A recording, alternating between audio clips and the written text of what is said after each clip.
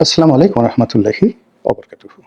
সম্মানিত দর্শক, 2025 সনের জুলাই মাসের 28 তারিখে এই ভিডিওটি করছি। আজ থেকে 3 দিন বা 4 দিন আগে হঠাৎ করে বাংলাদেশে একটা খবর চাউর হয়ে গেল। অদ্ভুত এবং রহস্যজনক খবর।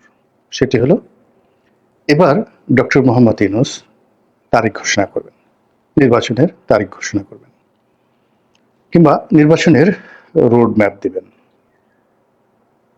আপনারা জানেন যে গত 1টি বছর ধরে কেবলই মাত্র এই নির্বাচনকে কেন্দ্র করে রাজনৈতিক দল সরকারের মধ্যে যে সকল বাহাস হচ্ছে, যে সকল কূটনীতি হচ্ছে এবং এক পক্ষ অপর পক্ষকে ঠকানোর জন্যে, অপর পক্ষের উপর আধিপত্য স্থাপন করার জন্যে, কিংবা ধরুন এক পক্ষ অপর পক্ষের সঙ্গে কূটনীতি করার জন্যে যে সকল কৌশল অবলম্বন করেছেন এবং যে সকল কর্মকাণ্ড চালিয়েছেন প্রকাশ্যে এবং অপ্রকাশ্যে, তা এই জুলাই মাসে এসে সবার জন্য বুমেরাং হয়ে পড়েছে।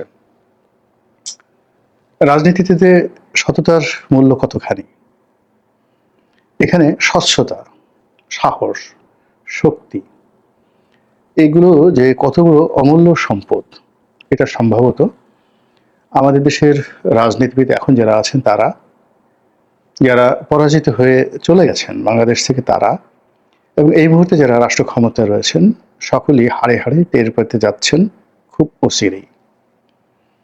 যা বলছিলাম যে ডক্টর মোহাম্মদ ইউনূস, তার কাছে রাজনৈতিক দল এবং দেশের জনগণের একমাত্র এবং প্রধানতম দাবি হলো তিনি একটি অবাধ, সুষ্ঠু এবং নিরপেক্ষ নির্বাচন করবেন। আর ডক্টর মোহাম্মদ ইউনূস এবং তার যারা সঙ্গী সাথী, তাদের আচার আচরণ, চাল চলন, কথাবার্তা সব কিছুতে যে জিনিসটি ফুটে উঠেছে যে তারা বাংলাদেশে এরকম কিছু পরিবর্তন আনবেন যেগুলো কিয়ামত পর্যন্ত তাদেরকে অমর করে রাখবে বাংলার মাটিতে। সংবিধান সংশোধন করবেন অথবা নতুন লিখবেন। দেশের প্রচলিত রাজনৈতিক প্রথা, কৃষ্টি, কালচারের আমূল পরিবর্তন ঘটিয়ে এটিকে একটা সভ্যতম দেশের পর্যায়ে তারা নিয়ে যাবেন।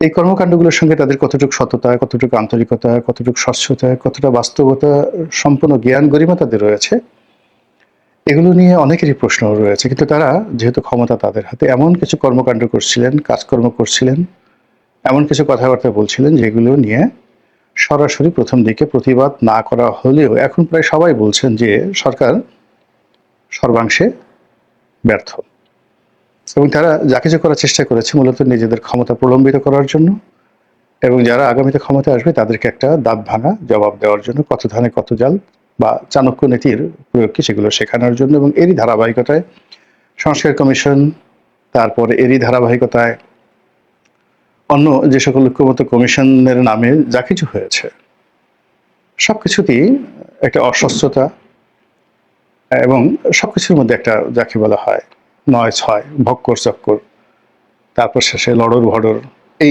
জিনিসগুলো আমরা দেখতে পাচ্ছি।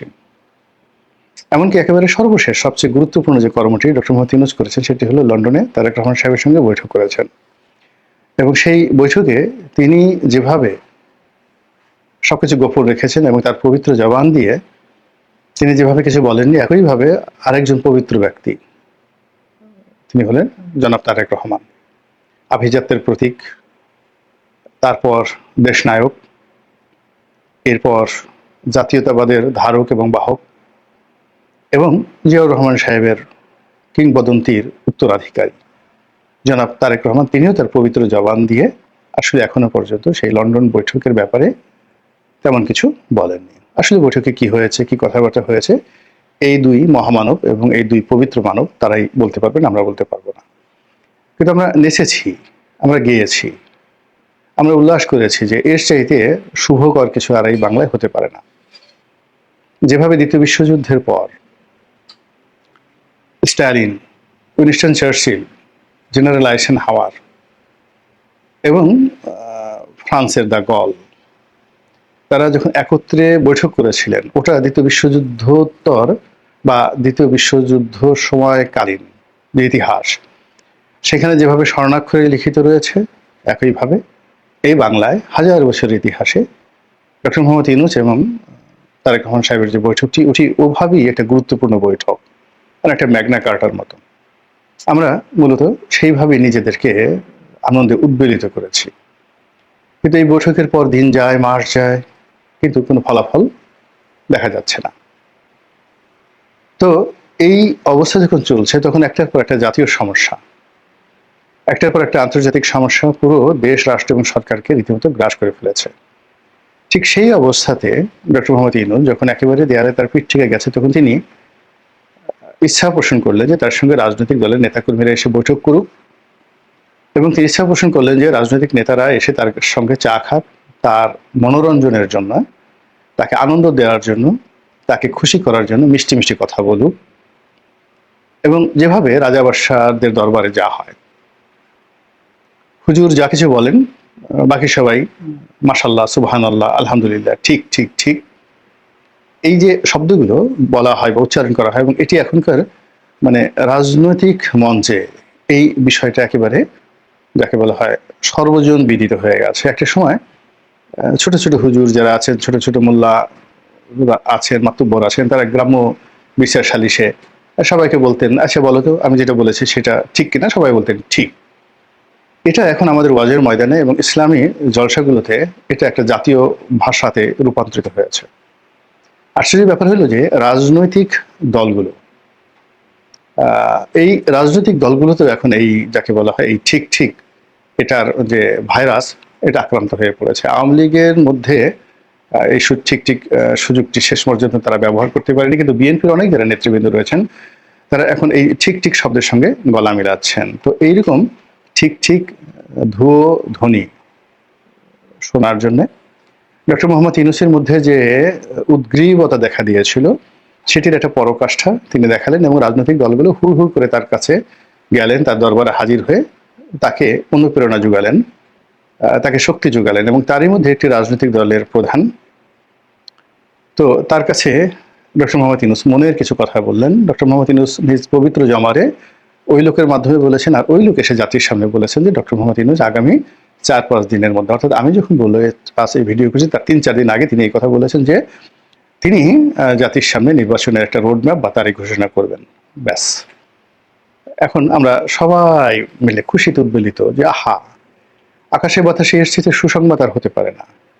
ডক্টর মোহাম্মদ ইউনূসের পবিত্র জবান দিয়ে যখন একটা নির্বাচনের তারিখ ঘোষণা করা হবে, সেটা যে মাসই হোক, সেখানে যত যদি থাকুক, যত কিন্তু থাকুক, যত ডট থাকুক, যত ফুল স্টপ থাকুক, যা ইচ্ছা তাই থাকুক, ডাজ নট ম্যাটার, তিনি তার পবিত্র মুখ দিয়ে একটা কিছু ঘোষণা করবেন। এখানে এই আনন্দে আমরা সবাই উদ্বেলিত। বিএনপির যারা লোকজন আছেন তারা আশা করছেন, কি আশা করছেন? লন্ডন বৈঠকে তাদের মহান নেতা জনাব তারেক রহমান সাহেবের সঙ্গে পৃথিবীর বিশ্ব মানব, শ্রেষ্ঠতম মানব জনাব ডক্টর মোহাম্মদ ইউনূস, তার যে বৈঠক হয়েছে, এই পবিত্র বৈঠকের পবিত্র যে শর্তসমূহ, চুক্তিসমূহ, এটা অক্ষরে অক্ষরে বাস্তবায়িত হবে, এবং সে অনুযায়ী ফেব্রুয়ারি মাসের 15 তারিখের মধ্যে একটা নির্দিষ্ট ডেট ঘোষণা করবেন ডক্টর মোহাম্মদ ইউনূস, এরকম একটা আশাবাদ ব্যক্ত করা হচ্ছে। কিন্তু অবাক করার ব্যাপার হলো, এর মধ্যেই নানা রকম ঘটনা ঘটে যাচ্ছে। আজকে আমি যখন এই ভিডিওটা করছি তখন দেখলাম ইন্টারনেটে যে ঐক্যমত্যের কমিশন থেকে জনাব সালাউদ্দিন সাহেব ওয়াক আউট করেছেন, বের হয়ে এসেছেন। এত ডিটেলস আমি দেখিনি, কিন্তু বের হয়ে এসেছেন, এবং এটা যে উনি বের হয়ে আসবেন, এটা আরো অনেক আগে যখন এই বৈঠক শুরু হলো তখন আমি বলেছিলাম যে এরকম পরিবেশ পরিস্থিতি তৈরি হবে। এটি উনি বের হয়ে এলেন। এর আগে সিপিবি রুহিন হোসেন প্রিন্স তারা বের হওয়ার চেষ্টা করেছেন, শাহাদাত হোসেন সেলিম উনি বের হওয়ার চেষ্টা করেছেন, এবং আগামীতে এটা যদি আরো কন্টিনিউ করতে থাকে, তাহলে ওই ঐক্যমত্যের কমিশনে যদি হাতাহাতি মারামারি হয়, রক্তারক্তি কাণ্ড ঘটে, আমাদের যে ট্র্যাডিশন, সেই ট্র্যাডিশনে সবাই আশ্চর্য হলেও আমি কিন্তু আশ্চর্য হব না। তো এনিওয়ে, উনি কবে ঘোষণা করবেন আর আমার এই ভিডিওটি কবে প্রচারিত হবে আমি জানি না। তবে যেটি হচ্ছে যে আমার কাছে অতীতের যে ইতিহাস, ডক্টর মোহাম্মদ ইউনূসের ইতিহাস, সেই ইতিহাস দেখে আমার কাছে মনে হচ্ছে না এখানে আশাবাদ ব্যক্ত করার মতো বা আশাবাদী হওয়ার মতো কোনো ঘটনা ঘটতে পারে বা ঘটবে। অবস্থা দৃষ্টি মনে হচ্ছে যে বিএনপিকে কেন্দ্র করে সর্বমহলে যে চক্রান্ত চলছে, তারেক রহমান সাহেবকে ছোট করার জন্য, তাকে ইমেজ ক্ষুণ্ণ করার জন্য, তার আয় রোজগার, তার শিক্ষা দীক্ষা, তার ব্যক্তিগত জীবন, তার মেয়ের জীবন, তার স্ত্রীর জীবন, তার সকল বিষয়াদি নিয়ে যেভাবে টানা হেঁচড়া করা হচ্ছে, এবং বিএনপি যে সকল বিরোধী পক্ষ এবং তাদের হাতে যে সকল ওয়ার মেশিনারিজ রয়েছে, মানে আমরা যে এখন ইন্টারনেটে যে যুদ্ধ করছি, সেই যুদ্ধের যে মেশিনারিজগুলো রয়েছে প্রায় সব মেশিনগুলোতে বিএনপি নেতাদের খিস্তি খেউ করে যে সকল বক্তব্য দেওয়া হচ্ছে, এবং এর দ্বারা মানুষ কিন্তু ইনফ্লুয়েন্স হচ্ছে। এবং এর মধ্যে যদি নির্বাচনের ডেট ঘোষণা করা হয় এবং সেটা যদি নভেম্বর মাসে ঘোষণা করা হয়, বিএনপির ক্ষতি হবে, ভীষণ রকম ক্ষতি হবে। এবং বিএনপির মধ্যে যদি ধরো একেবারে অক্টোবর মাসে নির্বাচন ঘোষণা করা হয়, তাহলে এই প্রার্থিতা নিয়ে, তারপর সে এলাকার আধিপত্য নিয়ে যে মারামারি কাটাকাটি হবে, এতে বিএনপির মহা সর্বনাশ হয়ে যাবে। আর যদি লাভ কিছু হয়ে থাকে তাহলে সেটা এনসিপির হবে, জামাতের হবে। এখন বিএনপির আশাবাদ এবং আমার এই যে আশঙ্কাবাদ, এটা কতটা বাস্তব রূপ লাভ করে একমাত্র মহান আল্লাহ রাব্বুল আলামিন জানেন। আল্লাহ আমাদের সবাইকে হেদায়েত দান করুন এবং হেফাজত